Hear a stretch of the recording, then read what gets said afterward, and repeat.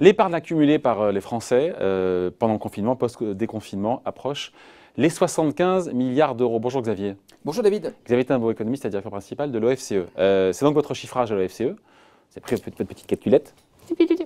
Et on aboutit à quoi? 75 milliards d'euros, c'est pendant 4 mois. C'est 4 mois, c'est ça, entre... 16 semaines. 16... Ça fait un petit peu moins de 4 mois. Soyons précis. Oh non David, ce n'est pas 4 mois, c'est 16 semaines. 16 semaines, oui. Bon, il y a 55 milliards mis de côté pendant le confinement et 20 milliards post-déconfinement. Ouais. Bon. Donc pourquoi... Comment on arrive déjà, comment on arrive à ce chiffre? Parce qu'on a moins dépensé, parce que les dépenses par rapport aux revenus, voilà. Exactement. Les revenus ont moins baissé que les dépenses. Donc qu'est-ce qui s'est passé pendant le confinement? Un certain nombre de consommations ont été empêchées. Ouais. Vous n'avez pas pu aller au restaurant, vous n'avez pas pu aller au théâtre, vous n'avez pas pu aller dans un lieu public. Vous êtes resté chez vous, soit vous étiez en arrêt de travail ou au chômage partiel, soit vous étiez en télétravail, mais vous n'avez pas utilisé les transports en commun, vous n'avez pas utilisé votre voiture, vous n'avez pas dépensé d'essence. Donc toutes ces dépenses sont des dépenses en moins. Alors vous avez quelques petites dépenses en plus, qui ne sont pas très nombreuses en fait, ça dépend un peu des gens, il y en a pour qui ça a été plus important que d'autres, mais quelques dépenses en plus, équipement du foyer, vous avez refait votre ordinateur, vous avez changé 2-3 éléments dans votre environnement, vous avez dépensé un peu plus d'argent pour votre nourriture, surtout si vos enfants qui habituellement allaient à la cantine mangeaient avec vous par exemple. Bon, voilà, donc on peut retracer ces éléments de consommation. Comment on peut les retracer? Parce qu'en fait, la contrepartie de ces moindres consommations, c'est la réduction de l'activité qu'on a eue. Ouais. Et je vous rappelle, pendant les 8 semaines de confinement, c'était moins 30%. Donc ça veut dire qu'il y a beaucoup d'activités qui étaient faites en moins, et à ces activités faites en moins correspond pour grande part de la consommation en moins. Il y a aussi de l'investissement en moins, mais pour grande part, c'est la consommation en moins. Donc voilà, et puis ensuite, on regarde, on essaye de reconstituer quels sont les revenus qui ont été maintenus et ceux qui ont diminué pour l'ensemble des Français. Et d'ailleurs, on entend souvent, oui, les Français globalement ont vu leurs revenus stabilisés, enfin confirmés, voilà, il n'y a pas eu de saut, de choc. J'ai envie de dire, attention, pas pour tout le monde. N'oubliez pas les indépendants, n'oubliez pas les... Pas pour tout le monde, il y a à peu près 15 milliards d'euros de revenus qui ont été perdus pendant ces 16 semaines de confinement et de déconfinement. Une partie, c'est les indépendants, qui, même s'ils ont bénéficié du fonds de solidarité, ont quand même perdu des revenus.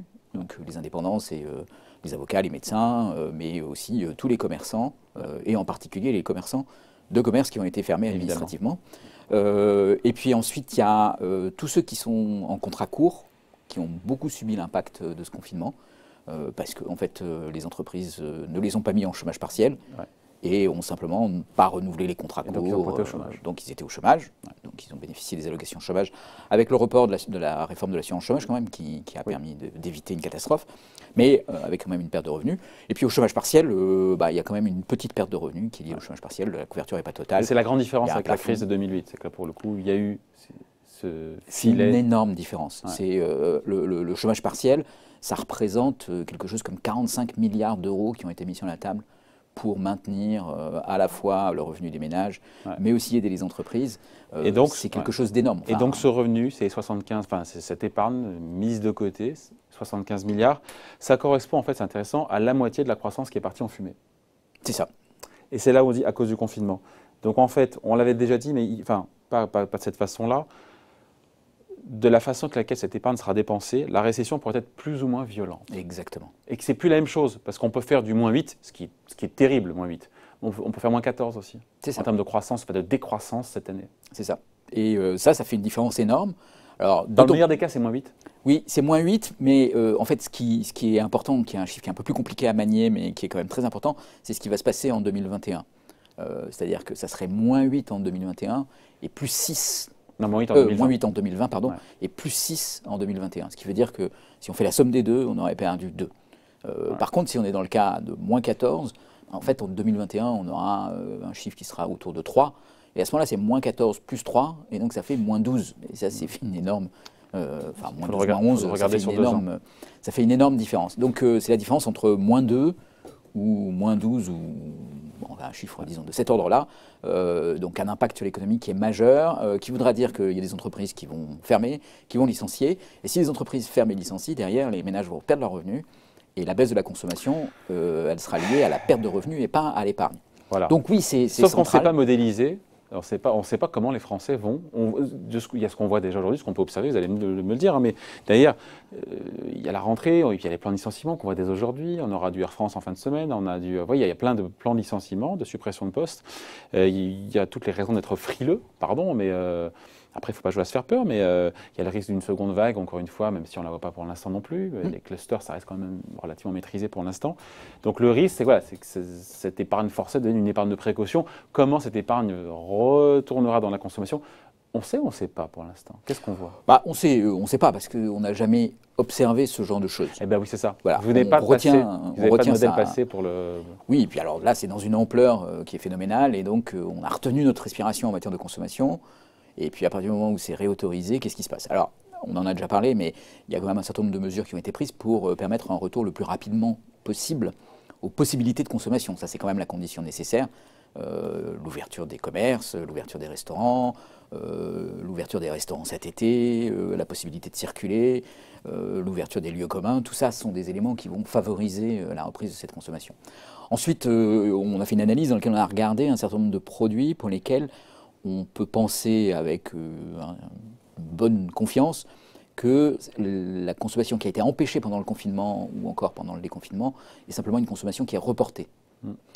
Par exemple, vous aviez le président de Valeo à l'instant, quand on décide d'acheter une voiture, alors pendant le confinement c'était d'abord inutile puisque vous ne dépassiez pas, ensuite c'était impossible parce que les concessions étaient fermées, mais la décision d'acheter une voiture elle est quand même en grande partie liée au renouvellement de votre voiture. Et donc les raisons pour lesquelles votre voiture devait être renouvelée.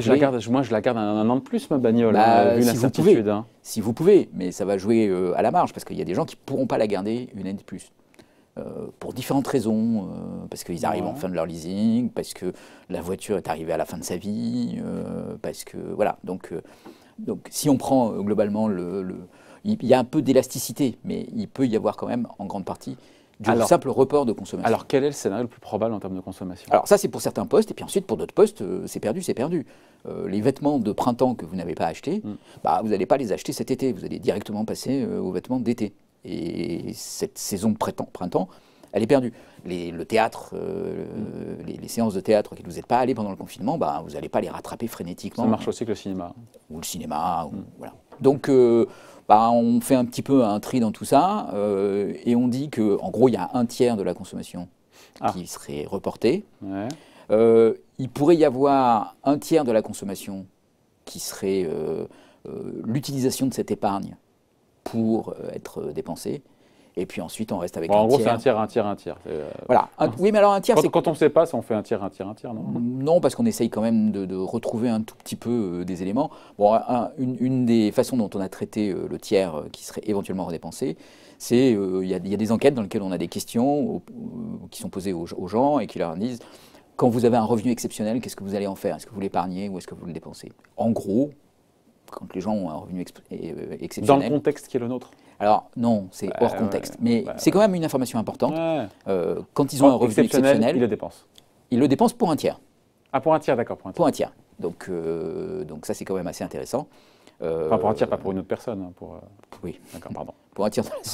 Et c'est pas 75 milliards par personne, hein, l'épargne. Non, c'est globalement. Il est con. Bon, le scénario le plus probable, donc, ça serait donc le un tiers, un tiers, un tiers. Et ça donne quoi en termes d'impact sur l'activité, pour le coup?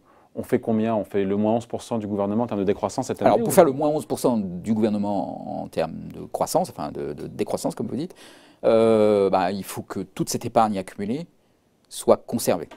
Toute cette épargne accumulée ne soit pas dépensée. Donc, c'est un scénario qui est extrêmement prudent pour arriver au scénario du gouvernement. Donc, on peut avoir de bonnes surprises. Donc, on peut avoir de bonnes surprises, sachant que dans le scénario du gouvernement, il y a quand même un élément qui là est plutôt optimiste, c'est qu'il n'y a pas d'enchaînement catastrophique du coup en termes de licenciement, etc. Donc ça veut dire qu'en fait, implicitement, dans le scénario du gouvernement, on maintient le soutien à l'économie, avec du chômage partiel, etc., pour compenser ces pertes. Et donc ça pose une question du point de vue du déficit public quand même. Hein, parce que soutenir c'est bien, mais ça coûte. Oh, on est un front renversé, putain, que l'OFCE me dise que ça coûte de soutenir, alors ça, on aura il tout faut vu, savoir hein. compter, David, ça c'est la Bien, base. c'est bien, Avant de on y dépenser, arrive, hein, vous il avez vu, faut vous compter. avez mis du temps, mais plus sérieusement, comment est-ce qu'on pousse les Français à consommer? Parce qu'on disait avant, ben, un plan de soutien à la consommation, ça sert à rien parce qu'on est chez soi, on est confiné, on ne dépense pas un copec. Maintenant qu'on peut sortir et consommer, qu'est-ce qu'il faudrait faire? Voilà, première condition nécessaire, pouvoir sortir, pouvoir avoir les occasions de cette consommation, c'est quand même très important ça. Deuxième élément, tout faire pour la confiance. Alors, on l'a entendu, le gouvernement a répété, par exemple, il n'y aura pas d'augmentation d'impôts. Bon, ben, ça, c'est assez important, hein, parce que si on vous annonce des Et augmentations pour le coup, pour une d'impôts- fois, on peut les croire, hein. Et pour une fois, on peut les croire. Ensuite, toute mesure qui vise à essayer de vous obliger, ou enfin, de vous inciter à dépenser plutôt. C'est-à-dire? Bah, c'est-à-dire, par exemple, une prime à la casse sur votre voiture. Ouais. Voilà. Alors, attention, hein, ça n'est pas tous les dispositifs, mais une prime à la casse, c'est un moyen de déclencher le renouvellement de votre Bon, voiture ça, on a vu. que vous avez éventuellement Quoique, non, on n'a reporté. pas eu de prime à la casse, ou prime à la conversion, c'est pareil. Prime à la conversion, ça ressemble beaucoup. Mais en dehors de la bagnole. En dehors de la voiture, la rénovation des logements, avec des dispositifs pour l'instant, d'amplification. Il n'y a rien pour l'instant là-dessus. Là, il n'y a rien de là-dessus. On attend beaucoup des conclusions de la Convention climat qui sont présentées ce matin à Emmanuel Macron et des décisions qui seront annoncées. Mais la rénovation des bâtiments, ça paraît un chantier énorme. Mobiliser une grande partie de cette épargne pour la rénovation des bâtiments, c'est peut-être une occasion intéressante pour éviter que ça ne parte simplement en cocktail et en... Ce qui est bien aussi, Oui, n'est-ce pas? C'est l'heure de l'apéro. Merci en tout cas beaucoup. Merci Xavier Timbaud, donc économiste et je directeur sais que vous aimez les principal cocktails, David. de l'OFCE aussi, toujours, Vous avez cette et pas réputation, seulement en tout cas. en Virgin. Mais je vous rappelle qu'il faut consommer avec modération. Toujours. Les cocktails. Et tout le reste aussi. Et Non, plus l'épargne sérieusement, avec moins de modération. oui, il est en forme. Donc voilà, c'est important parce que cet argent qui a été mis de côté, en fonction de notre façon de le dépenser, on a, si c'est pas, je dis pas que c'est autoréalisateur, mais on peut réduire les pertes vécues à cause de l'impact de cette crise de moitié. Enfin, c'est pas rien. Non, c'est énorme. Voilà. C'est énorme et c'est une des clés. Et donc, oui, c'est un élément qui est essentiel à la fois à regarder, à scruter, mais aussi à essayer d'inciter. Merci beaucoup Xavier, bonne journée. Salut.